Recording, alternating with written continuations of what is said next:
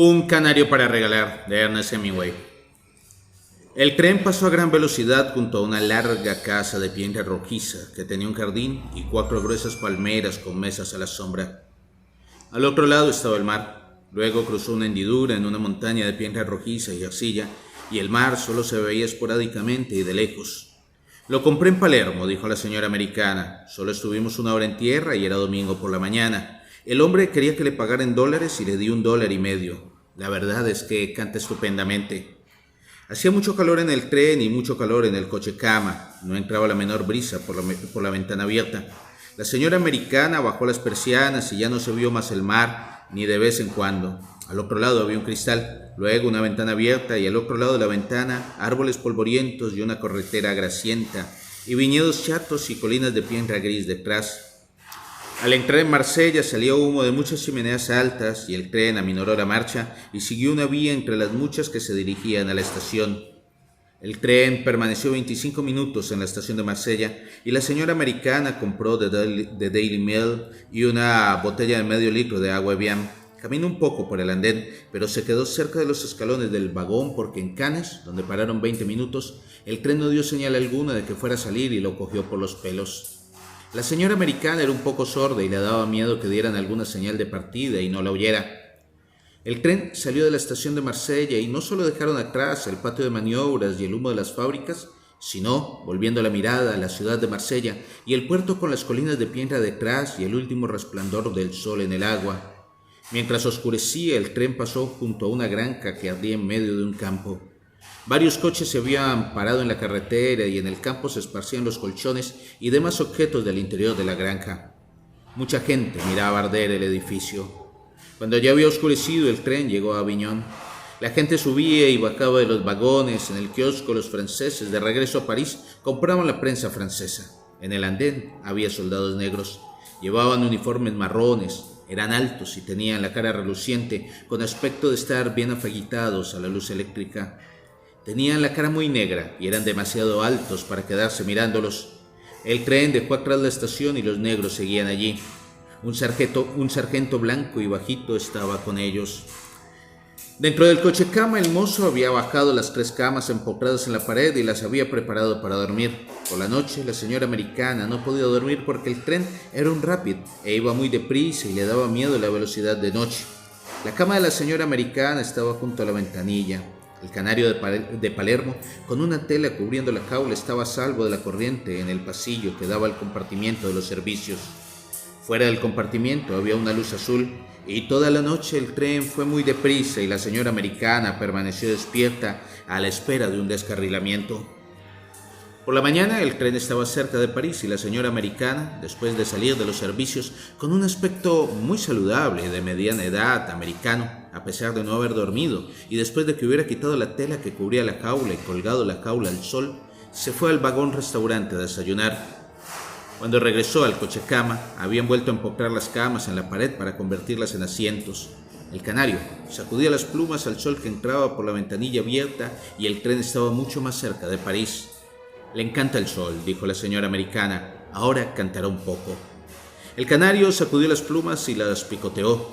«Siempre me han encantado los pájaros», dijo la señora americana. «Me lo llevo a casa con mi hijita. Mire, ahora canta». El canario gorjeó y se le erizaron las plumas del cuello. A continuación bajó el pico y comenzó a picotearse de nuevo las plumas. El tren cruzó un río y pasó entre un bosque cuidado con mucho esmero. Pasó por las afueras de muchas poblaciones de las inmediaciones de París. En las poblaciones había tranvías y grandes anuncios de la Belle Cardinière y Dubonnet y Pernod en los muros encarados al tren. Todo lo que se veía desde el tren parecía aún sin desayunarse. Llevaba varios minutos sin escuchar a la señora americana que hablaba con mi mujer. «¿Su marido también es americano?», preguntó la señora. «Sí», dijo mi mujer, «los dos somos americanos». Pensaba que eran ingleses. «Oh, no, a lo mejor es porque llevo tirantes», dije. Había empezado a decir la palabra americana suspenders, pero al momento lo cambié a la inglesa, brush, para mantener mi carácter británico. La señora americana no me oyó. La verdad es que estaba bastante sorda. Leía los labios y yo no había mirado en dirección a ella. Yo miraba por la ventana. Ella seguía hablando con mi esposa. Me alegro de que sean americanos. Los hombres americanos son los mejores maridos, estaba diciendo la señora americana. Por eso nos fuimos de Europa, ya saben. Mi hija se enamoró de un hombre en Vevey. Se interrumpió. Se enamoraron locamente. Hizo otra pausa. Me la llevé, desde luego. ¿Y su hija lo superó?, preguntó mi esposa. No lo creo, dijo la señora americana. No comía nada y tampoco dormía. He hecho todo lo que he podido, pero no parece interesarse por nada. Nada le importa. No podía permitir que se casara con un extranjero. Hizo una pausa. Alguien, un muy buen amigo mío, me dijo una vez: ningún extranjero puede ser un buen marido para una chica americana. No, dijo mi mujer, supongo que no. La señora americana admiró el abrigo de viaje de mi mujer y resultó que la señora americana había comprado su ropa durante 20 años en la misma Maison de Couture de la Rue Saint-Honore. Tenía en sus medidas y una vendeuse que la conocía y sabía cuáles eran sus gustos, le escogía los vestidos y se los mandaba a Estados Unidos. Le llegaban a la oficina de correos que quedaba cerca de su casa, en la zona residencial de Nueva York donde vivían. Y los impuestos nunca eran exorbitantes, pues abrían las cajas en la misma oficina de correos para tasar los vestidos, y estos eran siempre sencillos, sin encaje de oro ni ningún ornamento que los hicieran parecer caros. Antes de la actual vendeuse, Thérèse, había habido otra llamada Amélie. Solo había habido esas dos en 20 años. La modista había sido siempre la misma. Los precios, no obstante, habían subido, aunque el cambio los compensaba. Ahora también tenían las medidas de su hija. Ya era una mujer adulta y no había muchas posibilidades de que cambiaran. El tren ya estaba entrando en París. Habían derribado las fortificaciones, pero la hierba no había crecido. Había muchos vagones sobre los rieles, coches restaurantes de madera marrón y coches cama de madera marrón que seguirían hacia Italia a las 5 de la tarde. Si ese tren seguía saliendo a las 5. Los vagones llevaban el cartel París-Roma y había vagones con asientos en el techo en los trenes de cercanías y a ciertas horas iban llenos de gente, incluso en el techo, si es que eso se seguía haciendo. Y pasaron junto a muchas paredes blancas y muchas ventanas de casas. Todo aquello estaba aún sin desayunar. Los americanos son los mejores maridos, le decía la señora americana a mi esposa. Yo estaba bajando las maletas. Los hombres americanos son los únicos del mundo con los que una se puede casar. ¿Cuánto hace que se fue de Vevey?, preguntó mi mujer. Hará 2 años este otoño. Es a ella a quien le llevo el canario.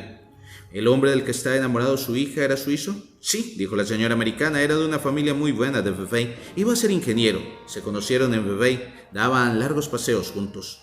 Conozco Vevey, dijo mi esposa. Estuvimos en nuestra luna de miel. De verdad debió de ser estupendo. No tenía ni idea, claro, de que ella se había enamorado de él. Era un lugar encantador, dijo mi mujer. Sí, dijo la señora americana, es un lugar encantador, ¿verdad? ¿Dónde se alocaron? En el Cru Coronet, dijo mi mujer. Es un hotel antiguo precioso, dijo la señora americana. Sí, dijo mi mujer, teníamos una habitación muy bonita y en otoño el campo era una maravilla. ¿Estuvieron allí en otoño? Sí, dijo mi mujer. Pasamos junto a 3 vagones que habían descarrilado, tenían un boquete surcado de astillas y los techos se habían hundido. Mirad, dije, ha habido un descarrilamiento. La señora americana miró a tiempo de ver el último coche. Toda la noche he pasado miedo de que nos pasara a nosotros, dijo. A veces tengo terribles presentimientos. Nunca volveré a viajar en un Rapid por la noche. Debe de haber otros trenes cómodos que no vayan tan rápido. El tren no tardó en adentrarse en la oscuridad de la Gare de Lyon. Se detuvo y los mozos se acercaron a las ventanillas. Les entregué nuestro equipaje por la ventanilla y salimos al andén en penumbra. La señora americana se puso en manos de uno de los 3 hombres de Coutts, quien le dijo: «Un momento, señora, y buscaré su nombre». El mozo acercó un carrito y amontonó en él el equipaje y mi mujer se despidió y yo me despedí de la señora americana cuyo nombre había encontrado el hombre de Coutts en una página mecanografiada que formaba parte de un fajo de páginas mecanografiadas que se volvió a meter en el bolsillo. Seguimos al mozo y al carrito por el largo andén de cemento que había junto al tren. Al final había una puerta y un hombre nos cogió los billetes. Regresábamos a París para instalarnos en residencias separadas.